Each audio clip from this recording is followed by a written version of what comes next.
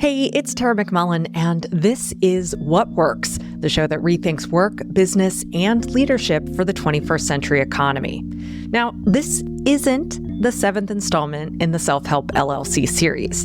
It's an interlude, if you will. Just this morning, yesterday morning, if you listen to this when it comes out, I felt compelled by the current vibe shift to finish a piece I'd been mulling over for at least a year.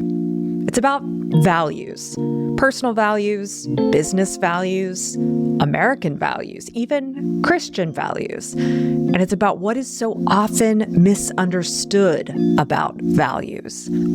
Values aren't chains, they're wings.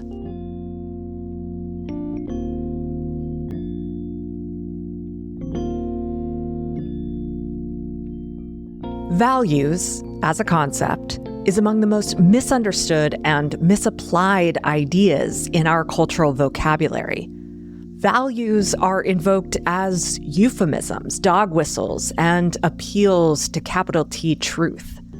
They're the candy coating on a social order that ranks some more deserving than others. They're the doublespeak that gives moral weight to exclusion, objectification, and exploitation. Traditional values have long been a weapon used by conservatives against progress. But what exactly is a traditional value?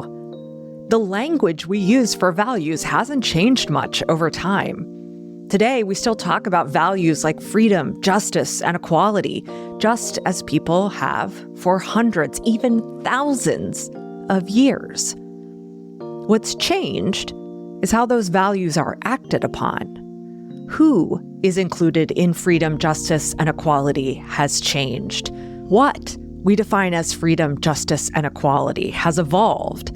How we build freedom, justice, and equality into our communities has expanded. But the values stay the same. Many would have us believe that upholding these values necessarily leads to certain formations of identity and family. The particular economic and governmental systems naturally flow from these values. That tradition dictates we conform to a narrow set of categories if we align with those values. That there is a historically constant difference between right and wrong, good and bad. Family values don't represent a value for family as much as they constrain what kind of families are good. The pro-life value doesn't represent a value for life as much as it constrains which lives are worth standing up for and which are forfeit. Christian values aren't so much based on the teachings of Christ as they are the teachings of power-hungry institutions. Even in work and business, we learn that freedom means passive income or working from home. We learn that passion means loving your work. We learn that creativity means pursuing the next marketing idea or innovative product. Every rich and complex human value is reduced to an answer that benefits the status quo. Those who would claim that values present us with answers aren't talking about values at all. They're talking about dogma, the all-too-human distortion of faith for political gain. In his exploration of the nature of religion at the dawn of the 21st century, John D. Caputo argues that rigid conceptions of God's ways sound more like our own ways rather than God's.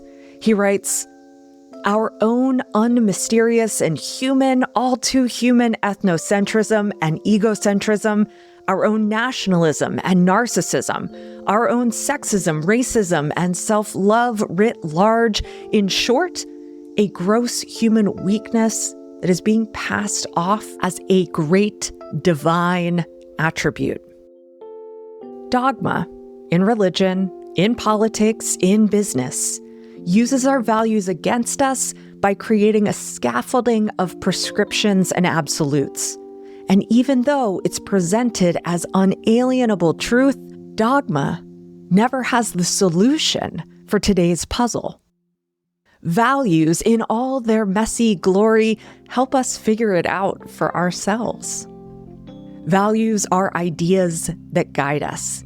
They keep us tied to our deepest, most cherished beliefs. At the same time, they inspire us to think beyond what we know. Values help us forge indelible connections to people who live or work or organize themselves in ways very different from our own. Values are the foundation on which we build our choices, not a name we slap onto a gilded tower of rules and expectations meant to keep us in our place. Values inspire the imagination and provide the roots from which wisdom can grow. True thinking, writes philosopher Frederick Gross, is the movement of emergence, the correction of first impressions. Wisdom means judging each act as it comes. It means advancing without abstract rules or principles, taking as foothold only the dialogue within. Wisdom is not a superior science. It is actively thinking, getting to the root of the question, rather than stirring the ashes of rote knowledge, repeated dogmas, or acquired certainties. Values aren't pre-built frameworks, but prompts for curiosity and critical thinking. Values aren't answers, they're questions. And values aren't chains, they are wings.